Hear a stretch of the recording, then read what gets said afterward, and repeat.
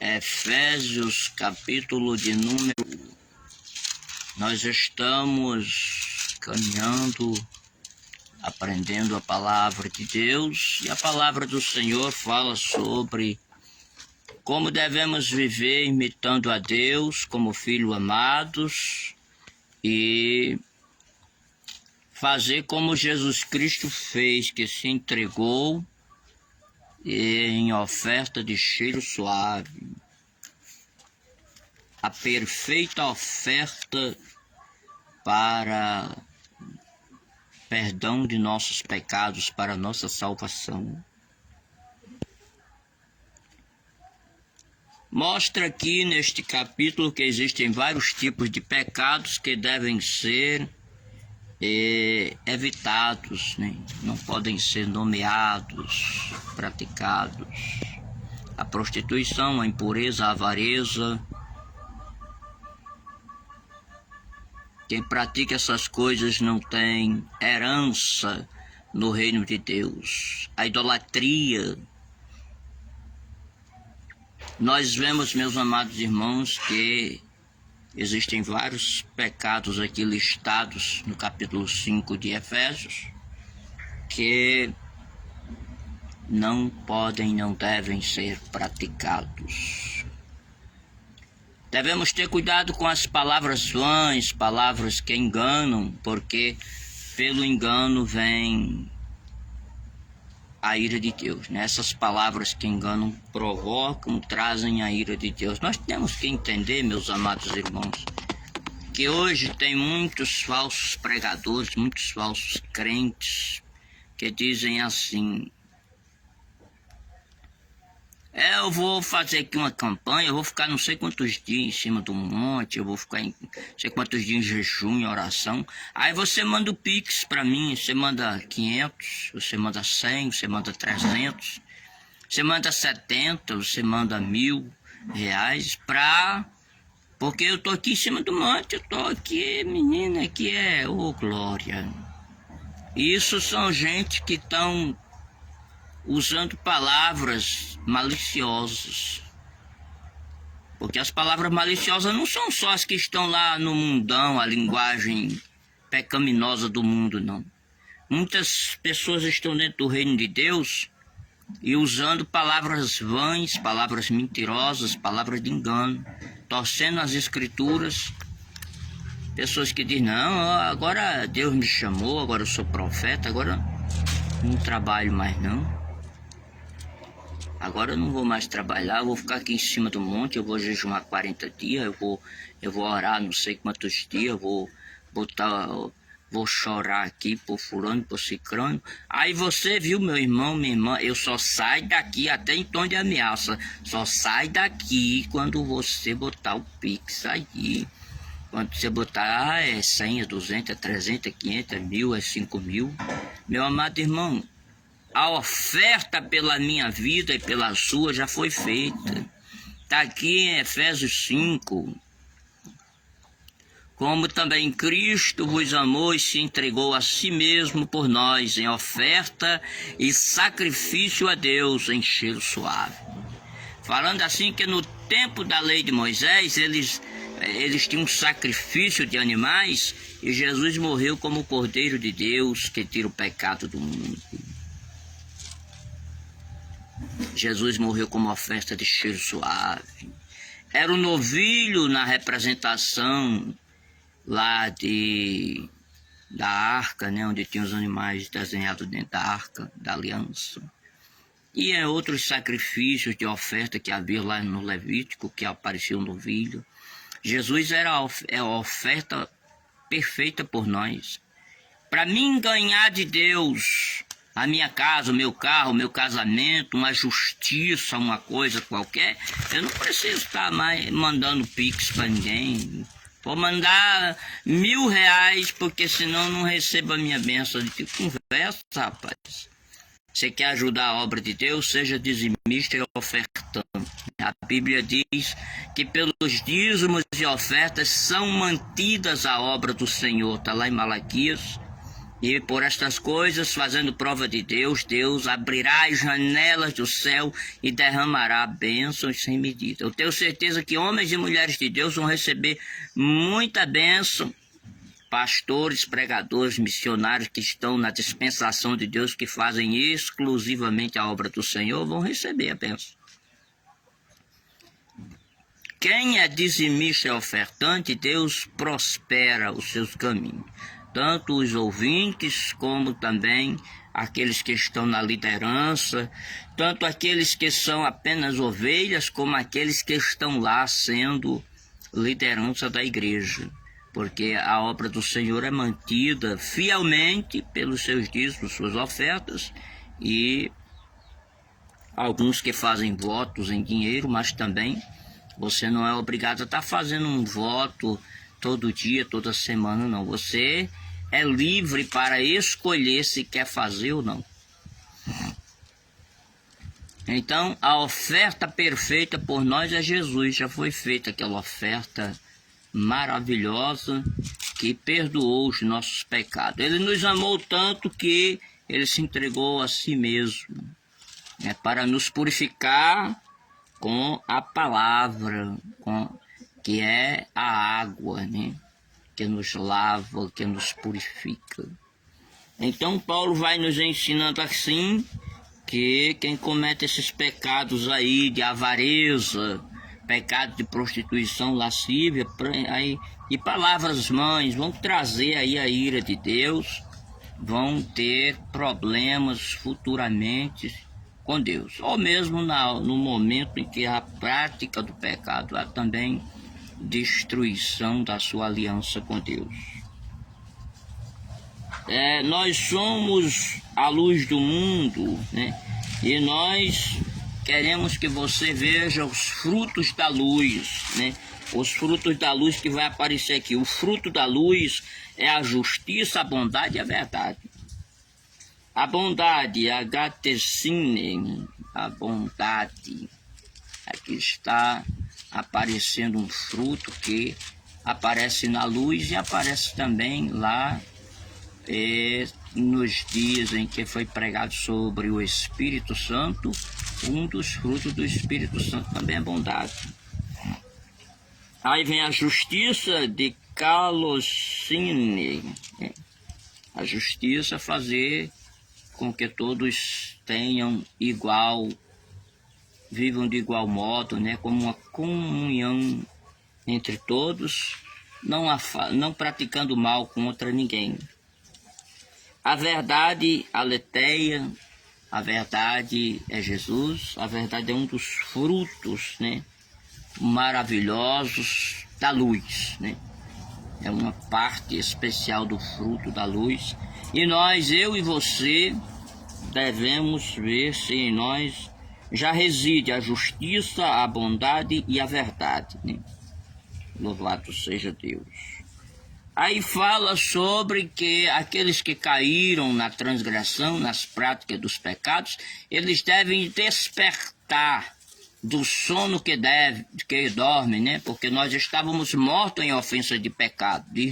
Diz inclusive no começo desta epístola de Paulo aos Efésios, que nós estávamos mortos em ofensa de pecado.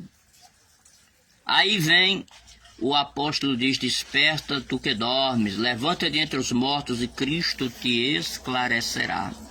Aí você se levantando deste sono do pecado, você vai receber ao Senhor Jesus. Você estava aqui dormindo em ofensa de pecado, recebe a vida eterna, né? Quem crê em Jesus tem a vida eterna. Quem crê em Jesus recebe a vida eterna. E você, meu amado irmão, minha amada irmã, receberá esta vida eterna. Eu e você que já estamos em santidade, justiça, cheios da verdade, já temos a vida eterna. E é recomendado por Paulo que tenham cuidado como vocês andam, não como nécios, ou seja, como loucos, mas como sábios, né? Remindo o tempo, porque os dias são maus. Tendo cuidado, porque os dias já estão se acabando. os tempos da igreja na terra, o meu e o seu tempo na terra já está muito perto de se encerrar. Seja pela nossa partida, né, pela nossa morte, por dormirmos no Senhor, ou seja pela vinda de Jesus Cristo, os dias estão prestes a se encerrarem. Todavia, fala também aqui neste versículo que os dias são maus, né? A fome, peste, guerra, rumores de guerra, muita falta de caráter, desunião, discórdia, todo tipo de coisa ruim tem acontecido, e por causa desses dias maus é que nós temos que estar preparados, porque o nosso tempo aqui na terra pode se acabar e nós vamos morar nos céus a qualquer momento ou no paraíso, né? Não se deem as contendas, mas tenham o Espírito Santo em grande quantidade e sejam cheios, né? Sejam cheios aqui, sejam cheios do Espírito. Meus amados irmãos, nós devemos cada vez mais buscar o Espírito Santo. Nunca foi, nunca é e nunca será demais buscar o Espírito Santo. Mesmo que você já foi batizado, busca renovo. Mesmo que você já tenha um batismo com o Espírito Santo, procura receber os dons. Procura zelar pelos dons. Procura sempre ter amizade, intimidade com o Espírito Santo, para que você, meu amado irmão, minha irmã, seja um exemplo dos fiéis. Aqui Paulo vai falar aqui sobre o crente cheio do Espírito Santo. Ele tem um culto assim, com salmos, que são hinos, ou a própria leitura dos salmos, os cânticos espirituais, sejam hinos espirituais ou sejam hinos cantados em línguas estranhas, cantando e salmodiando ao Senhor e dando graças a Deus em seu coração, em nome de nosso Senhor Jesus Cristo, agradecendo ao nosso Deus, ao nosso Pai. Meus amados irmãos, precisamos ter um culto assim, aonde o Espírito Santo nos enche, aonde nós já estamos ali cheios do Espírito Santo, vamos cantar, orar, pregar e vamos ouvir cada vez mais o Espírito Santo falando conosco na igreja.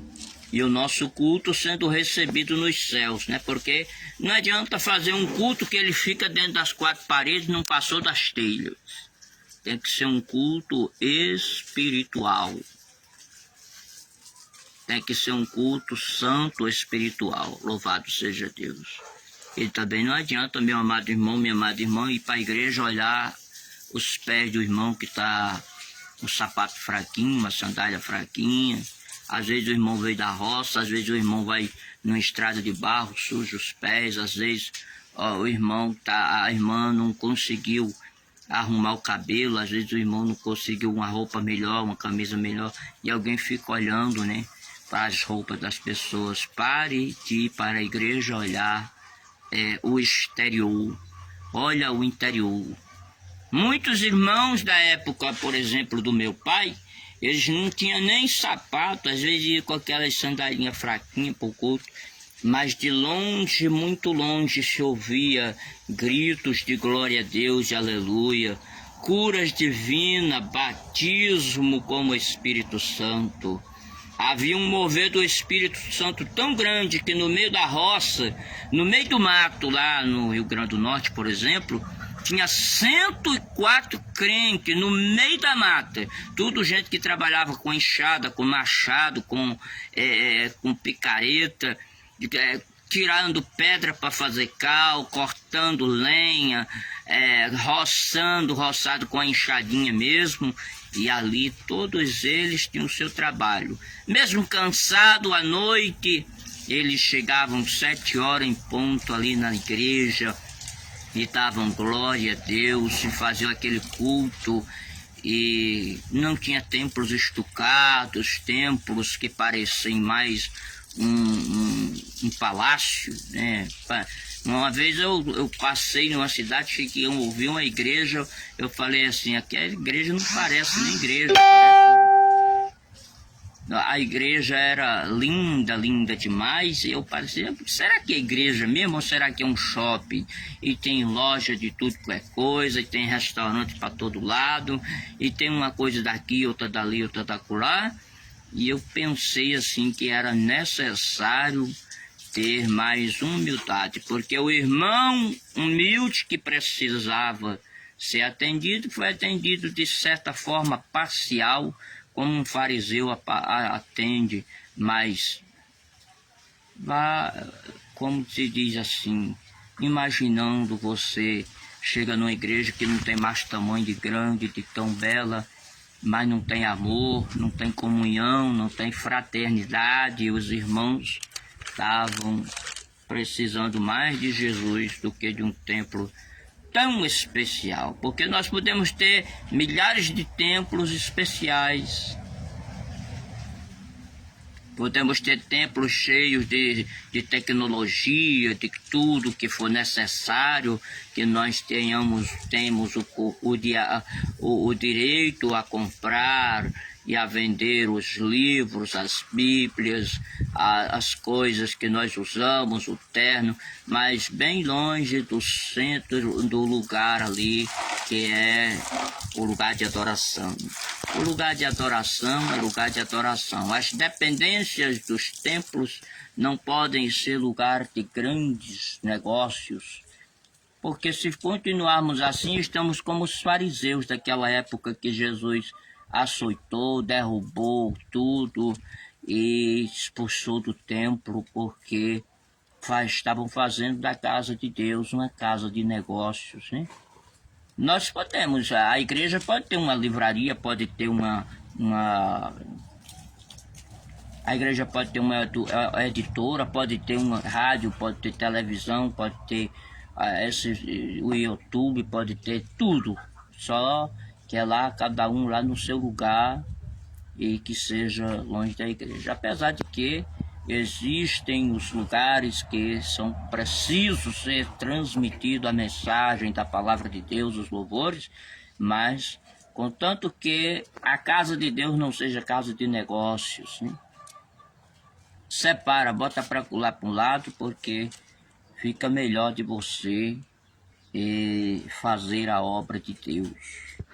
Aonde chega, abrir o culto aqui é culto, é lugar de adoração. Vamos dar glória a Deus, cantar, orar, pregar, ouvir o nosso Deus falar conosco, né? Paulo fala aqui também nesse Efésios capítulo 5, dos deveres domésticos, né? Deveres entre marido e mulher. O homem deve amar a sua esposa como Cristo amou a igreja. Ele sendo cabeça da igreja, ele morreu para nos salvar. Assim também o marido deve fazer tudo o que puder pela sua esposa, pelo seu casamento. E a mulher deve estar ali, lado a lado, ouvindo sempre o que o seu marido tem a dizer, né? Como diz, em outra parte da Bíblia diz, aprendendo com seu marido em casa, né? Não significa que a mulher não tenha a liberdade de expressão, tem. O problema não é liberdade de expressão, o problema é a insubmissão, que foi exatamente aqui o que foi questionado por Paulo em Efésios capítulo de número 5. E nós vemos que se nós estivermos dentro da palavra, ela nos purifica, ela nos prepara para ouvirmos os nossos líderes. E como o marido é o cabeça da mulher, a mulher ouve o marido, né? Mesmo que ela tenha um plano, um projeto, ela deve pedir ao marido para saber se vai dar certo. Vamos conversar e saber se esse plano vai dar certo para nós, né?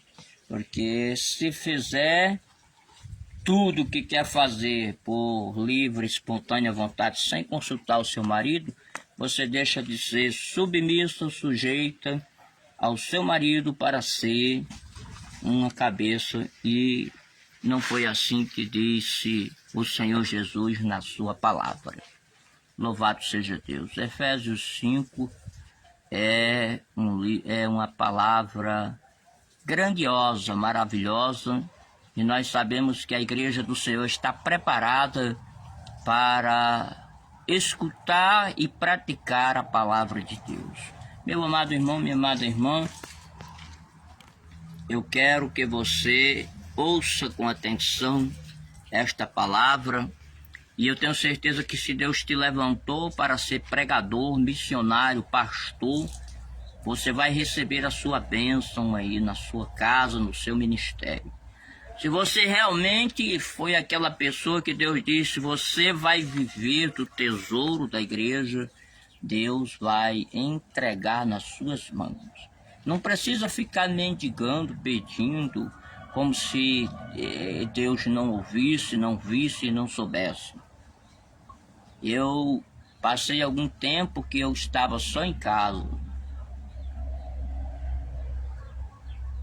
Mas naqueles tempos, Deus usou pessoas que enviaram celular, enviaram ofertas para viagens, para panfleto, para Bíblia, até para óculos mandaram ofertas, porque na verdade estava vivendo sem emprego, sem nada, só aguardando que Deus quisesse fazer. E foi mandado valores assim que me ajudaram muito na obra. Ainda hoje eu prego o evangelho, curo enfermo, expulso demônio de rua em rua, de casa em casa, fazendo campanhas, subo o monte, mas a questão de oferta é quem quer dar, no tempo que quer dar, do jeito que quer dar. Se Deus disser assim, eu vou usar alguém para te dar uma casa, um carro. Se Deus disser, eu vou usar alguém para te dar 1.000, 2.000, 5.000, 10.000, eu recebo a oferta que for mandada pelo Senhor, mas eu não vou estabelecer nenhum valor pela obra de Deus, em nenhum momento não podemos estar estabelecendo. Nós estamos aqui para pregar o evangelho livremente, e o nome do Senhor, Deus é glorificado, porque lá na igreja primitiva, quando os apóstolos começaram a pregar, o povo vendia suas fazendas e entregava nas mãos dos apóstolos. E aquilo ali foi bênção, que foi cumprindo a palavra, e cada um que ia viajando ia fazendo a obra em outras cidades, e ali já havia um jeito de partir todas as coisas para todos de igual modo, né? Ninguém era especial melhor do que os outros, né? Eu sei que você, meu amado irmão, minha amada irmã, que faz a obra de Deus, vai ser abençoado e vai dar testemunhos para a glória de Deus, de que o Senhor preparou aí a oferta, o dízimo, o voto de alguém, e você vai glorificar a Deus pelas bênçãos. E você que tem o seu casamento aí, que estava com problemas, você vai receber a sua bênção no seu casamento, e Deus vai ser glorificado, porque a família é a construção divina, a primeira instituição divina ali, que da época em que foi criado o macho e a fêmea, o homem e a mulher, foi criado a família, é uma criação de Deus. Deus abençoe a todos. Deus abençoe a todos em nome de Jesus.